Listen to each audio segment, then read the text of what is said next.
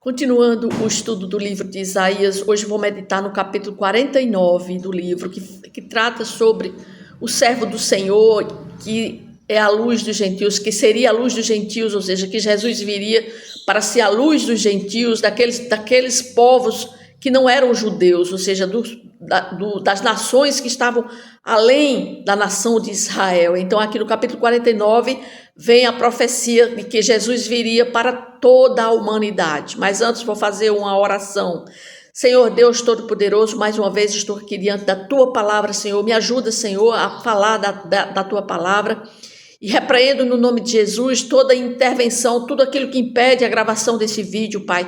E em nome de Jesus, que essa palavra seja uma edificação para a minha vida, para a vida de cada pessoa que vai ver e ouvir esse vídeo, Pai. Que esse vídeo será gravado para a honra e glória do nome de Jesus. Amém.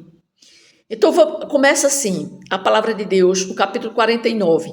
Ouvi-me, terras do mar, e vós, povos de longe, escutai. Ou seja, a palavra de Deus já começa falando uma palavra que estava sendo destinada para além dos judeus, ou seja, povos de longe, para os gentios, para aqueles que não eram judeus. Ele estava dizendo que essa palavra viria para eles. Aí ele continua: o Senhor me chamou desde o nascimento, desde o ventre da minha mãe, fez menção do meu nome, fez a minha boca como uma espada aguda, na sombra da sua mão me escondeu, fez-me como uma flecha polida e me guardou na sua aljava e me disse: tu és o meu servo, és Israel, por quem hei de ser glorificado. Eu mesmo disse: debalde tenho trabalhado inutilmente, gastei as minhas forças, todavia o meu direito está perante o Senhor e minha recompensa perante o meu Deus. Então aqui o propósito do chamado do servo, é revelado.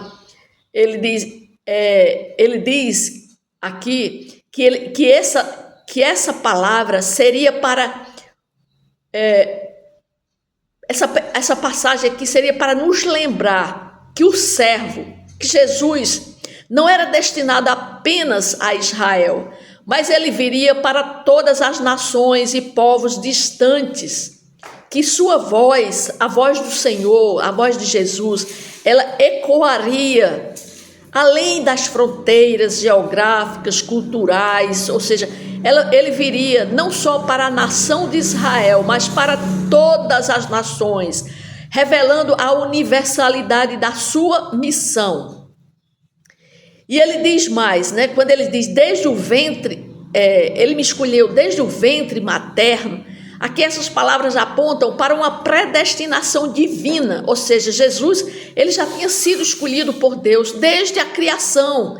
Quando Deus, ele viu o pecado entrar na humanidade através de Adão e Eva, então ali Deus já predestinou a vinda do seu filho. Ele já tinha um plano para redimir a humanidade, que seria mandar o seu filho, Por quê? Porque essa escolha divina, a escolha do Senhor Jesus,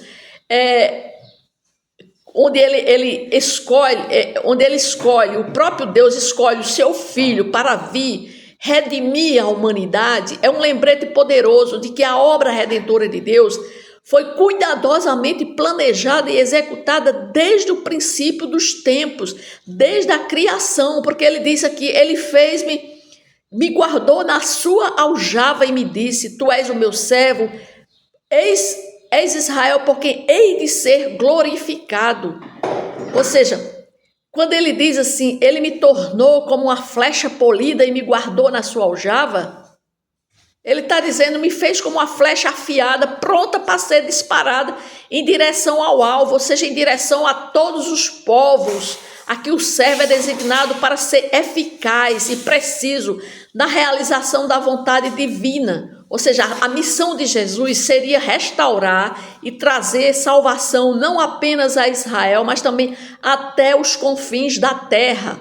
E essa promessa aponta a inclusão das nações estrangeiras na obra salvífica de Deus, revelando a sua preocupação com a universalidade, ou seja, Jesus viria a ser universal para todos, não apenas para o povo de Israel, E aqui A palavra de Deus também diz que ele iria cumprir sua missão com dificuldade. Ele teria dificuldade, porque Deus, o servo de Deus aqui, apesar das dificuldades que ele enfrentaria, porque ele diz assim: debalde tenho trabalhado inutilmente e gastei as minhas forças, todavia o meu direito está perante o Senhor e a minha recompensa perante o meu Deus.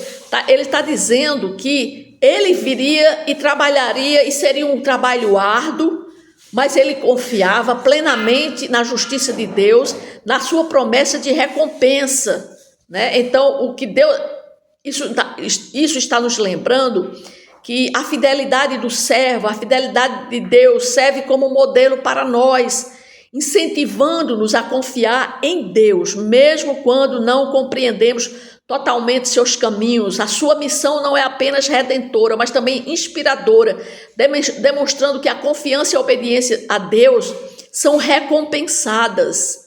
Então aqui, esses versículos de 1 a 7 nos diz que a obra que Deus, ele veio para toda a humanidade, né? E isso nos convida a refletir sobre a nossa própria resposta ao chamado divino, porque Deus nos chama, Deus, assim como ele usou o seu servo, o seu filho, né, para vir, para redimir a toda a humanidade, e ele, através do seu filho, ele faz um convite para todos, para mim, para você, para que nós também possamos ser servos do Senhor e andamos, e para que nós possamos andar verdadeiramente na luz e ser luz para todos os povos, iluminando o caminho onde nós estivermos, onde nós podemos andar, que nesse caminho nós possamos ser luz para as outras pessoas, assim como foi Jesus. Aí no capítulo 5 ele diz: mas agora diz o Senhor que me formou desde o ventre para ser seu servo, para que torne a trazer Jacó e para reunir Israel a ele, porque eu sou glorificado perante o Senhor, e o meu Deus é a minha força. Sim, tribos de Jacó, sim, diz ele, pouco é o seres meu servo, para restaurares as tribos de Jacó e tornares a trazer os remanescentes de Israel. Também te dei como luz para os gentios, para seres a minha salvação até a extremidade da terra. Assim diz o Senhor, o Redentor, o Santo de Israel, aquele que é desprezado, ao aborrecido das nações, ao servo dos tiranos. Os reis o verão, os príncipes se levantarão, e eles te adorarão por amor do Senhor, que é fiel, e do Santo de Israel, que te escolheu. Então aqui o versículo, ele vem dizer, né, que Deus afirma que sua prontidão em atender às súplicas do seu povo no momento oportuno. Isso demonstra que, apesar das dificuldades e dos períodos de exílio, Deus nunca abandonou o seu povo, mesmo o povo de Judá, mesmo o povo de Israel, tendo passado por tantas dificuldades, mas o Senhor não os abandonaria, Deus sempre estaria com ele, né? E ele diz assim, Deus aqui está falando de uma promessa de renovação da terra, que sofreu desolação devido ao exílio, mas a sua afirmação de compromisso de restituir a prosperidade, a glória de Sião. Sião aqui é a terra é a cidade de Jerusalém, né?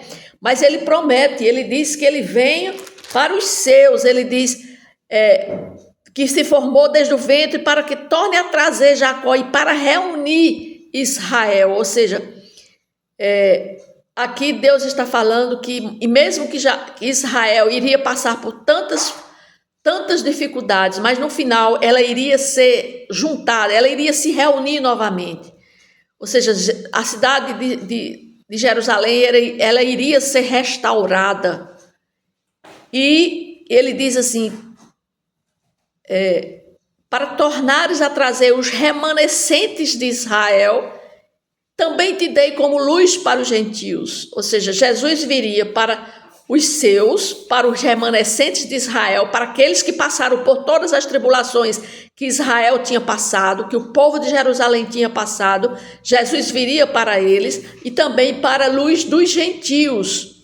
Então, o que Deus estava dizendo aqui é mesmo que quando enfrentarmos desolações, assim como o povo de Israel enfrentou desolação, dificuldades, mas que nós podemos confiar na fidelidade e no amor de Deus. Deus foi fiel a seu povo, né? Deus recuperou, restaurou a sua nação, aquele povo que ele tinha escolhido. Assim como nós também, Deus nos escolhe, Deus escolhe a cada pessoa que um dia já se arrependeu, já entregou sua vida para Jesus, já se rendeu aos pés do Senhor Jesus, já entregou seus pecados, a escravidão do pecado, a prisão do pecado, ele já entregou na cruz, então ele já foi redimido.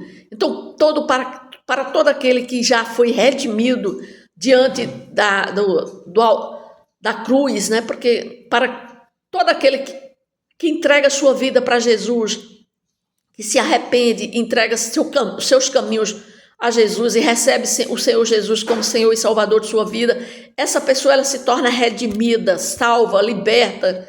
E é isso que Deus veio para cada um de nós, mas para aquele que realmente aceitar a trilhar, a andar nos seus caminhos, né? É isso que ele estava falando. Então aqui era isso que Deus estava dizendo. Diz ainda o Senhor: no tempo aceitável eu te ouvi e te socorri no dia da salvação. Guardar-te-ei e te farei mediador da aliança do povo, para restaurares a terra e lhe repartires as herdades assoladas, para dizeres aos presos: sai, e aos que estão em trevas: aparecei. Eles pastarão nos caminhos, em todos os altos desnudos terão o seu pasto. Não terão fome nem sede, a calma nem o sol os afligirá, porque o que deles se compadece os guiará e os conduzirá aos mananciais das águas. Transformarei todos os meus montes em caminhos e as minhas veredas serão alteadas.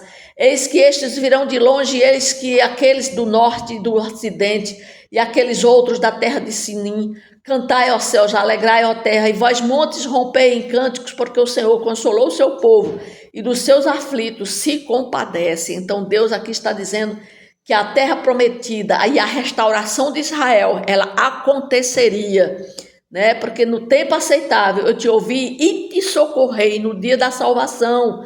Guardar-te-ei e te farei mediador da aliança do povo, para que restaures a terra e lhe reparta as herdades assoladas, para dizeres aos presos. Ou seja, Deus ele iria restaurar Israel através do seu filho Jesus, para que ele fosse aquela pessoa que iria dizer, que iria ser o responsável para aqueles que teriam fome. Eles não teriam mais fome nem sede, porque o que deles se compadece os guiará e os conduzirá aos mananciais de águas. Ou seja, Jesus seria aquele que iria conduzir aqueles que estavam no deserto, aqueles que estavam com sede, com fome. Jesus seria a solução. E ele diz no versículo 11: transformarei todos os meus montes em caminhos e as minhas veredas serão alteadas. Eis que virão de longe, ou seja, todos do norte, do sul, eles virão a Deus, ou seja, eles virão através do seu Filho Jesus, que viria para toda a humanidade. Aí no versículo 14 diz assim: mas Sião diz, Sião, a cidade de Jerusalém, o Senhor me desamparou, o Senhor se esqueceu de mim. Aí Deus diz, Sião, ela passou muito tempo como se ela se sentisse abandonada, mas por causa dos pecados dela. Jerusalém, a cidade de Jerusalém, a cidade escolhida por Deus, ele escolheu a nação de Israel, a sua capital Jerusalém, para ser seu povo, mas aquele povo ele se rebelou contra Deus, pecou muito contra Deus. Por isso que Deus deixou eles desamparados. Eles ficaram lá, mas Deus não os esqueceu, Deus nunca os abandonou, mas ao contrário, eles é que se afastaram de Deus, eles que se rebelaram contra Deus, mas Deus mesmo assim nunca esqueceu deles. Aí no versículo 15 diz assim, aí Deus diz, acaso pode uma mulher esquecer do seu filho, ainda que mama, de sorte que não se compadeça do filho do seu ventre? Mas ainda que esta viesse a se esquecer dele, eu, todavia, não me esquecerei de ti. Aqui, né, está falando Sião como personificada como uma mãe que sofre, expressa suas dúvidas e temores diante das dificuldades do exílio que Jerusalém enfrentou. E aqui esta pergunta revela uma profunda aflição de Sião e a sensação de abandono que ela pode ter experimentado. No entanto, a resposta de Deus é essa: mas ainda que se esquecesse, eu todavia não me esquecerei de ti. Ou seja, Deus afirma aqui a sua fidelidade inabalável, o seu amor eterno por Sião, por Jerusalém, pelo povo de Israel. Por nós, por cada um de nós também hoje, Deus também fala a mesma coisa. Pode alguém se esquecer de você, pode alguém se esquecer de mim, mas dele não se esquece. Ele é o Pai que nunca esquece de seus filhos, mesmo nos momentos mais difíceis. Essa é uma promessa, é um testemunho de um caráter compassivo de Deus e sua disposição de estar sempre do nosso lado. Ele diz: estarei contigo para todo sempre. Deus está conosco em todos os momentos, mesmo que às vezes você se sinta só, Deus está com você. Se lembre disso. Vocês que estão me vendo através desse vídeo, Deus, Ele sempre está conosco. O Senhor sempre está conosco. Ele nunca nos abandona. Ele disse que pode uma mãe se esquecer do seu filho, mas Ele jamais se esqueceria. Então, isso é uma afirmação que nós temos que crer nessa afirmação. É isso que ele estava dizendo aqui, sobre o seu compromisso com Israel naquela época, com a cidade de Jerusalém e conosco também. Aí no versículo 16 ele diz: eis que nas palmas das minhas mãos te gravei, os teus muros estão continuamente perante mim. Os teus filhos virão apressadamente, ao passo que os teus destruidores e os teus assoladores se retiram do teu meio. Levanta os olhos ao redor e olha, todos estes que se ajuntam vêm a ti. Tão certo como eu vivo, diz o Senhor, de todos estes te vestirás como de um ornamento e deles te cingirás como noiva. Pois quanto aos teus lugares desertos e desolados e a tua terra destruída, agora tu, ó Sião, certamente serás estreita demais para os moradores, os que te devoravam estarão longe de ti. Então Deus aqui, a imagem de Sião aqui sendo vestida com os teus ornamentos, né? Ele diz: e te cobrirei com tuas vestes, aqui simboliza a restauração da glória, da beleza daquela cidade que foi escolhida por Deus. É uma imagem de transformação. Deus transforma aquela cidade, a cidade de Sião, tornando uma cidade renovada e exaltada, né? E Deus promete que todos os teus filhos, ele diz, todos os teus filhos virão apressadamente, ao passo que os teus destruidores e os teus assoladores se retirarão. Ou seja, aponta para uma era de conhecimento espiritual e paz duradoura para o povo de Deus, né? Ou seja, aqui Isaías ele nos oferece uma visão profunda da inabalável compaixão de Deus por aquela cidade, pela cidade de Jerusalém, pela Sião, e seu compromisso com a restauração do seu povo. E no versículo 20 ele diz: até mesmo os teus filhos que de ti foram tirados dirão aos teus ouvidos: muito estreito é para mim este lugar, dá-me espaço em que eu habite. E dirás contigo mesma: quem me gerou estes? Pois eu estava desfilhada e estéril, em exílio e repelida. Quem, pois, me criou estes? Fui deixada sozinha, estes onde estavam? Ou seja, ela pergunta, né? Ela se lembrando de quando ela estava no exílio, de quando ela foi abandonada, mas agora que tudo se fez novo, que tudo foi restaurado, ela agora está vendo, né, que os filhos, eles voltarão para ela. E ela diz: quem, pois, me criou estes? E ela dirás: quem me gerou estes? Ou seja, quem me gerou estes? Ou seja, foi o próprio Deus. A partir do versículo 22 diz assim: assim diz o Senhor Deus: eis que levantarei a mão para as nações, ante os povos, arvorarei a minha bandeira, eles trarão os teus filhos nos braços e as tuas filhas serão levadas sobre os ombros. Reis serão os teus aios e rainhas as tuas amas diante de ti, se inclinarão com o rosto em terra, se lamberão o pó dos teus pés. Saberás que eu sou o Senhor e que os esperam em mim não serão envergonhados. Ou seja, Deus está falando aqui, Ele está nos convidando a depositar nossa esperança na compaixão dEle, que Ele nunca falha, e a celebrar a restauração e o amor de Deus por todos aqueles que o buscam. E Ele diz assim: tirar-se-ia presa ao valente, acaso os presos poderiam fugir ao tirano? Mas assim diz o Senhor: por certo que os presos se tirarão ao valente, e a presa do tirano fugirá, porque eu contenderei com os que contenderem contigo, e salvarei os teus filhos, sustentarei os teus opressores com a sua própria carne, com o seu próprio sangue, se embriagarão como um vinho novo. Todo homem saberá que eu sou o Senhor, o teu Salvador e o seu Redentor, o poderoso de Jacó. Deus está mais uma vez dizendo aqui que Ele seria o valente, que quem contendesse com a nação de Israel, quem se contendesse com o seu povo, ia se contender com Ele. Ele era o valente, Ele era aquele que iria salvar os filhos, aqueles que contenderem contigo, eu salvarei, porque eu contenderei com os que contenderem contigo e salvarei. Ou seja, era Ele que sustentar. Ele está dizendo aqui: sustentarei os teus opressores, ou seja, aquele que viesse contra Israel, contra a cidade de Jerusalém, iria se contender com ele iria tirar todos os opressores, assim como nós também, assim como na nossa vida, é Ele aquele que se contender com o Filho de Deus, está se contendendo com o próprio Deus, né? E Ele é o nosso protetor, assim como Ele diz que tornaria o protetor da nação de Israel.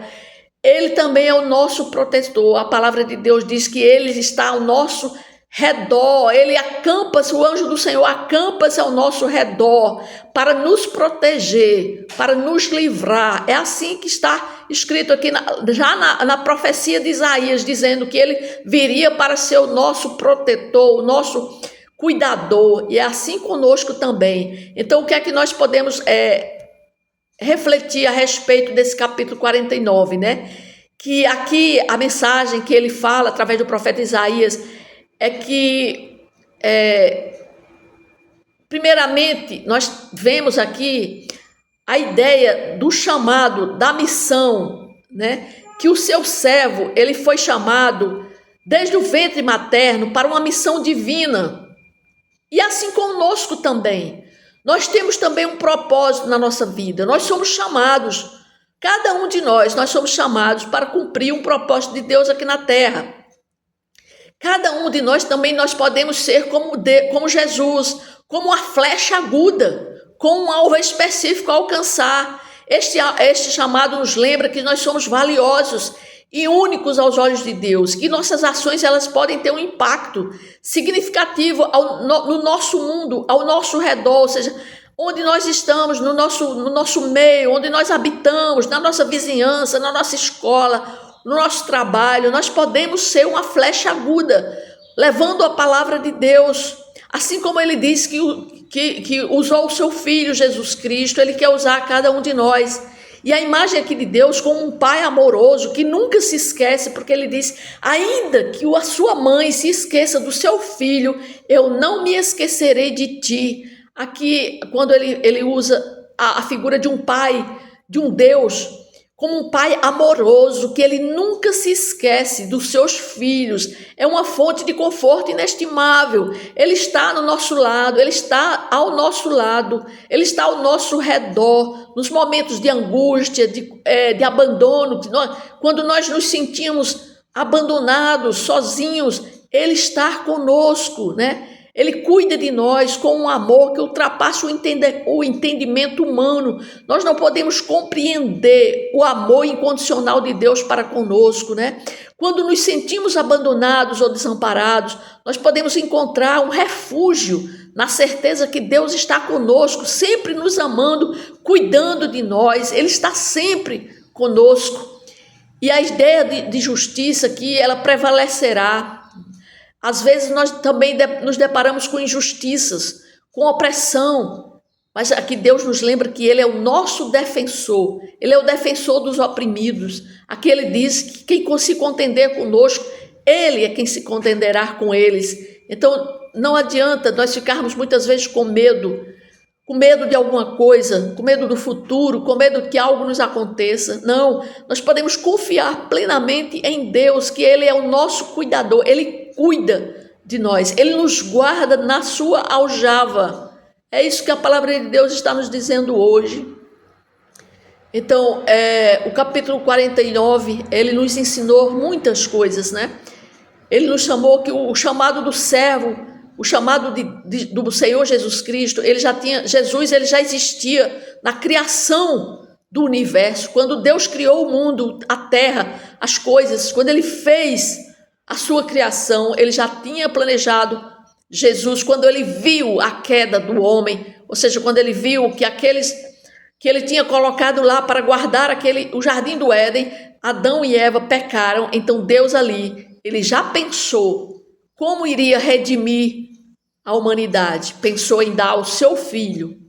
Então o que nós temos é uma gratidão imensa a Deus, porque ele se lembrou de nós, ele se lembrou de mim e de você que está assistindo esse vídeo desde a criação do mundo, quando ele já pensou em mandar o seu filho para nos resgatar, para nos salvar. Então nós temos que ter muita gratidão a Deus, gratidão por ele ter enviado o seu filho, Jesus, para morrer em nosso lugar. Então com isso nós somos gratos a Deus, nós temos que agradecer todos os dias a Deus por esse imenso amor que ele teve para conosco, para nos salvar. Já pensou nisso desde a criação do universo. Então que nós possamos agradecer a Deus todos os dias pela nossa salvação. Amém?